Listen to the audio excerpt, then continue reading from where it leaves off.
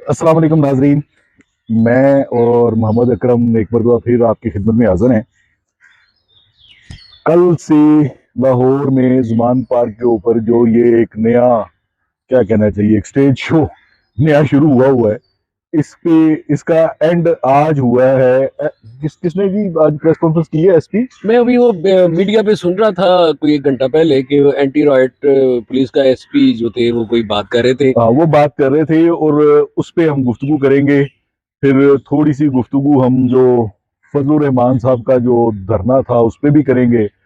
और जना हाउस की थोड़ी सी हिस्ट्री बताई जाएगी कि ये जो कोर कमांडर हाउस से एकदम से ये जना हाउस बन गया है, इसकी हिस्ट्री क्या है।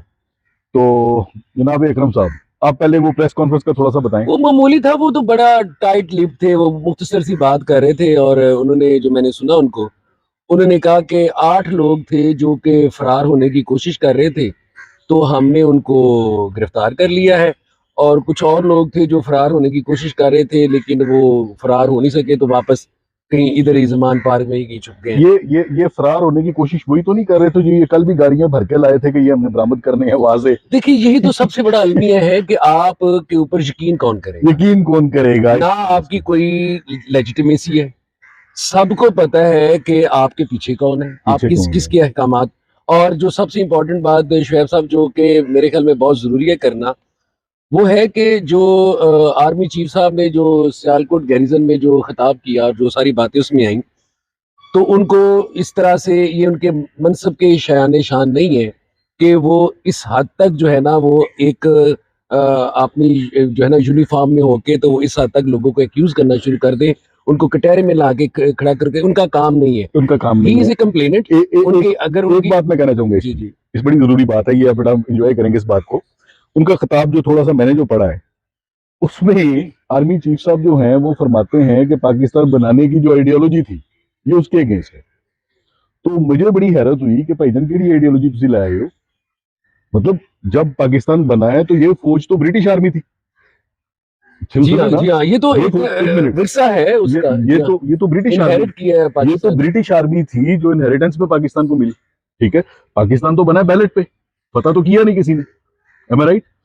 अच्छा, अब ये बात जो कहना चाह रहे हैं इसका मतलब ये है कि ये फौज नौजबिल्ला, ये मुल्क नौजबिल्ला बना ही इनके लिए था। तो ये तो है शुएब साहब, आप मतलब क्या यार अब क्या है, मतलब आपके सामने है सारा कुछ। मतलब आपने बड़ी बुनियादी बात की है, बहुत बुनियादी बात की है कि ये मुल्क किसी ने फतेह करके नहीं दिया हमें। बता करके नहीं दिया ये हमें, मुल्क बना है एक पॉलिटिकल प्रोसेस इस के जरिए, प्रोसेस के जरिए। कॉन्स्टिट्यूशनल प्रोसेस के जरिए बना है। और इसके लिए जो बॉटम लाइन थी, जो जो कायदे आजम का जो विजन था इस हवाले से, और सब लोग उससे वाकिफ हैं कि वो क्या कह रहे थे, कि उन्होंने इंश्योर करने थे इस खिते में रहने वाली जो बड़ी आबादी थी, मुसलमान जो थे, कि उनके पॉलिटिकल और इकोनॉमिक राइट्स को वो ये प्रोटेक्ट करना चाह रहे थे। ये अब आप ये देखिए ना, आपके पॉलिटिकल राइट्स से कुछ, इकोनॉमी आपको पता ही है कि बढ़ आपके गई क्या है। हालात है, बिल्कुल। कहाँ पहुंचे हुए हैं हम।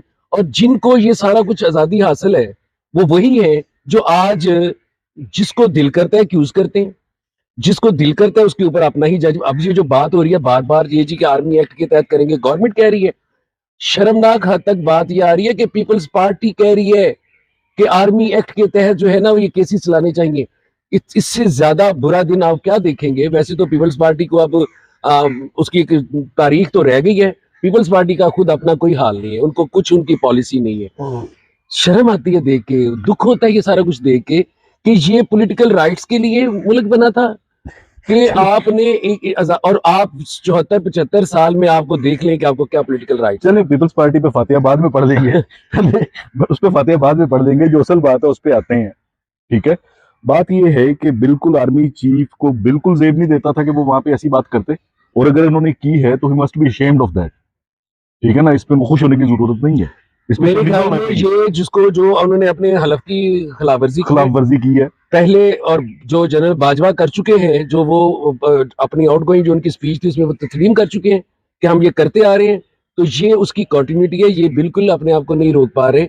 और मैं गुजारिश करना चाह रहा हूँ इनसे कि खुदा के लिए, फौज की जो एक अहमियत है सोसाइटी के अंदर, किसी मुल्क के लिए उसकी एक सेंटिटी बरकरार रहनी चाहिए। रहनी चाहिए। और आर्मी चीफ जो है वो राना मकबूल ना बने, जो एक वक्त में नवाज शरीफ के पंजाब में जो उनके सारे मामला को डीआईजी लुक ने आफ्टर करते थे। तो राना मकबूल ना बने प्लीज, आपसे गुजारिश। चले अगली बात पे आते हैं। वो जिना हाउस जला दिया है जी। मैंने इस पे एक थ्रेड भी लिखा था। मैंने कहा जी मतलब इसी मुल्क में पैदा हुए, 53-54 साल उम्र हो गई है, हमें तो पता ही नहीं था कि यहाँ पे जिना हाउस भी था। हमें तो यही पता था कि कोर्ट कमांडर हाउस है। फिर मैंने उस पर थोड़ी सी उसकी हिस्ट्री निकाली। जब मैंने हिस्ट्री निकाली तो पता चला कि 1946 से इसके ऊपर में इसमें मैस था, जो ब्रिटिश आर्मी थी उसका मैस था। उसके बाद कायद ने इसके ऊपर एक केस भी किया इसको वोकेट कराने के लिए। वो उसका फैसला तो मुझे नहीं पता कि क्या हुआ अब ये। मुझे थोड़ा सा याददाश्त में है, मैं पिछले दिनों पढ़ रहा था कि वो शायद लाहौर हाई कोर्ट में अभी मामला पेंडिंग है। माशाल्लाह वो अभी केस का कुछ यही जो इसकी होती है ना चीजें कि कागजात पूरे हैं, फलां चीज है, तो अभी तो वो मामला भी लटका हुआ है वहां पे। Salute to high court. अच्छा अगली बात पे जो, अब जिना साहब तो वहां पे एक दिन भी नहीं रहे। ठीक है, जिना साहब तो बेचारे इस कोशिश में रहे कि मुझे ये घर मिल जाए। पाकिस्तान बन गया, मैसरा 60s में आकर ये कोर कमांडर हाउस बन गया। शायद साहब आपको खुश होना चाहिए कि आपको अपनी जिंदगी में पता चल गया ये कोर कमांडर हाउस नहीं था, ये जिना हाउस था। और जब आपके जैसे मोहट्टा पैलेस है कराची में, वहां पे इस तरह के जो बड़े घर होते हैं जो आपके कायदीन के होते हैं और वो ऑलमोस्ट दान हो जाते हैं, क्योंकि उनके वर्षा तो है नहीं उस तरह से, इनहेरिट तो किसी ने नहीं किया, तो वो कौम उसको इनहेरिट कर लेती है। तो वहां पे कोशिश ये की जाती है वहां पे कोई कोई आर्ट्स एकेडमी बन जाए, कोई एग्जीबिशन की कोई सेंटर बन जाए, कोई कॉलेज बन जाए, कोई यूनिवर्सिटी बन जाए।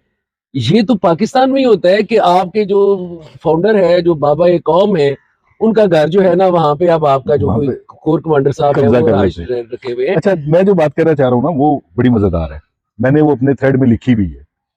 मैं उसमें कह रहा हूं कि अगर ये जनाह हाउस था तो फौरी तौर पे इसको खाली किया जाए, यहाँ पे एक लाइब्रेरी बना दी जाए, क्योंकि पाकिस्तान लाहौर इतना बड़ा शहर है, लाइब्रेरियां बहुत थोड़ी हैं।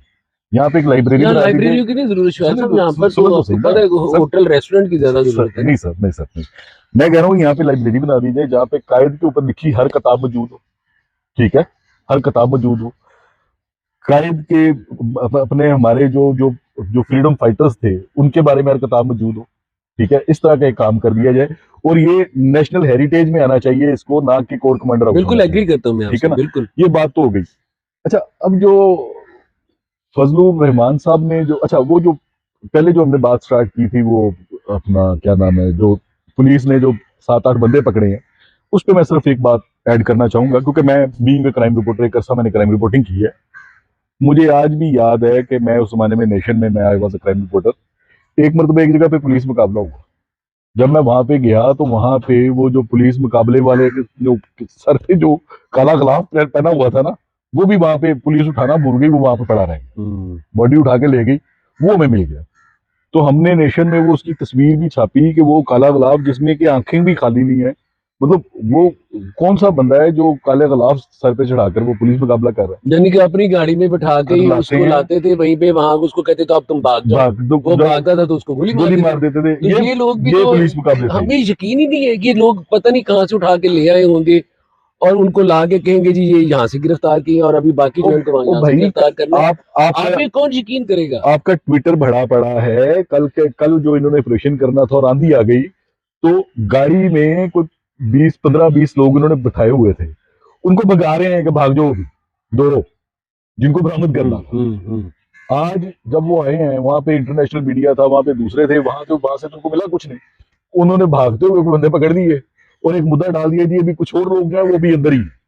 हालांकि इंटरनेशनल मीडिया वहां पे मौजूद है, लोकल मीडिया वहां पे मौजूद है, अगर कोई है तो सामने लाओ ना यार जी, सामने लाओ। अगर आपने ऑपरेशन करना है तो लोगों को उसको, इट शुड बी ट्रांसपेरेंट और लोगों का उस पर यकीन होना चाहिए। ये आप जिस तरह से स्टेज कर रहे हैं सारी चीजें, जिस तरह से आपने ये बदनीति पे मबनी इस किस्म का ऑपरेशन जो है वो नामंजूर है, नामंजूर है और हमेशा नामंजूर रहेगा, पहली बात। अच्छा अब आते हैं फजलुर रहमान साहब के वो धरने के ऊपर। भाई साहब तो आए थे धरना देने, खप बड़ी पड़ी हुई थी, फिर रात को चलते बने। अच्छा पीटीआई का अगर कोई धरना या कोई ऐसा कोई प्रोटेस्ट होता है और तो वहां पे 144 में, हाँ यस जी, मैं भूल गया, मैं भूल गया दफा 144 में।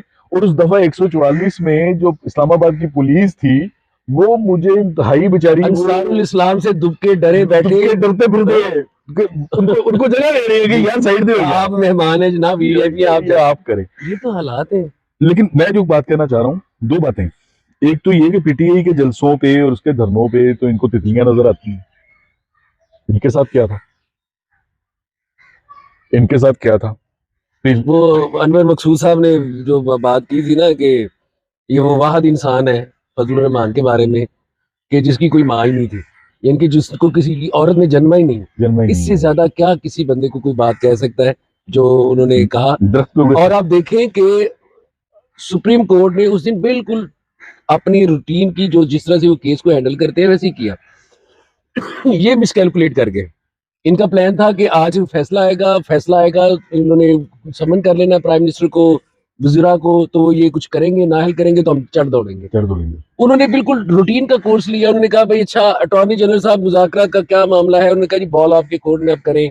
फिर उन्होंने कहा जी अच्छा जी ये जो रिव्यू पिटीशन आई है इलेक्शन कमीशन की, इसके ऊपर नोटिस कर देते हैं, तमाम पार्टियों को सुन लेते हैं।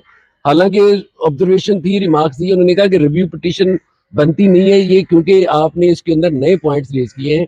जो रिव्यू पिटीशन का मतलब ये होता है कि जो पहला का फैसला है उसके अंदर कोई ऐसा बात है जो बिल्कुल सामने फ्लोट कर रही हो कि ये गलत है, तभी सुनी जा सकती है। एग्जैक्टली। तो इस सुप्रीम कोर्ट ने बहुत अच्छी तरीके से डिफ्यूज किया एक्चुअली वो फजलुर रहमान। और फजलुर रहमान नहीं था यार, सारी पार्टियां थी, 13 जमातें थी, मरियम साहबा भी वहां पर थी, पीपल्स पार्टी के भी चंद जो लोग थे ना वो मौजूद थे वहाँ 40-50 पे। लोग मैंने देखे तो थे। ये सारा जो फजलुर रहमान के जो मदरसों के और वो जो सारे लोग बच्चे थे, सिर्फ उनको देख के भी तरस आता है कि क्या मखलूक बना दी गई है आम इंसानों को। लेकिन ये है वो मुतबादल जो हमारी एस्टेब्लिशमेंट जो है इस मुल्क के अंदर ला के लोगों के सरों पे बिठाना चाहिए। दोले शादी चोए। जी। अच्छा, इसमें जो है ना, जो बड़ी इंपॉर्टेंट बात है, मतलब पता नहीं आपने इस पे आपकी नजर से गुजरा या नहीं गुजरा, ट्विटर पे कुछ वीडियोस हैं, वो देखी हैं आपने? एक तो बड़ी मजेदार वीडियो थी कि वो जो जो क्या नाम है, अंसारुल इस्लाम वाले जो हैं, उनसे एक रिपोर्टर पूछ रहा है कि भाई ये धरना क्यों हो रहा है? वो कहता हमको नहीं मालूम। हाँ, उसने कहा है कि तुम लोग यहाँ पे आए हो किस लिए? उसने कहा जी अंदर की बातें मौलाना जाने, हम नहीं जानते। और ये जब 2018 में आए थे ना तब भी यही तब भी यही हालात थे। अच्छा, दूसरी बात जो है ना, जो मेरी नजर से जो एक ऑडियो वीडियो गुजरी है, वो मैंने उसको शायद सेव भी किया हुआ है, वो बड़ी खौफनाक है। कि वो गाड़ी पे लोग आ रहे हैं और वो रास्ते में वो गुफ्तगू करते आ रहे हैं, किसी कोई बंदा ऐसा था जो थोड़ा सा कोई मेदवतन होगा जिसने वो रिकॉर्डिंग करके तो वो लगा दी। उसमें वो उसको पूछता है कि हथियार कहाँ है, गन्स कितने? गन्स तो हमारे पास है नहीं। उसने कहा गन्स वो पीछे प्राडो में आ रहे हैं। मतलब इनका पूरी प्लानिंग थी कि वहां पे उन्होंने पूरा इंतशार फैलाना है। बिल्कुल। ठीक है। जी हाँ। इन्होंने, अल्लाह माफ करे, सुप्रीम कोर्ट को इन केस वो फैसला आ जाता जो आप 23 को इंशाल्लाह यस, आएगा। सुप्रीम जी हाँ। कोर्ट को इन्होंने मक्तलगाह बना देनी थी। जो मुझे जो उस वीडियो को सुनने को जो मुझे फील हुआ है, तो इस किस्म के हालात जो हैं, देखें बात बड़ी सीधी सी है। जो बंदा इलेक्शन मांग रहा है वो तो कभी नहीं चाहेगा इंतशार हो। बिल्कुल भी नहीं, उसको सूट ही नहीं करता। उसको सूट ही तो नहीं करता। पुरअमन तरीके से वोटिंग चाहिए, उसको पोलिंग चाहिए। एग्जैक्टली हाँ। इंतशार किनको चाहिए? उनको चाहिए जो चाहते हैं कि हम आए और हम सदा ताहयात बैठे रहे। यही है ना। तो इसमें भाई मेरे ये जो चीजें हैं ना, ये इंतहाई खौफनाक हैं।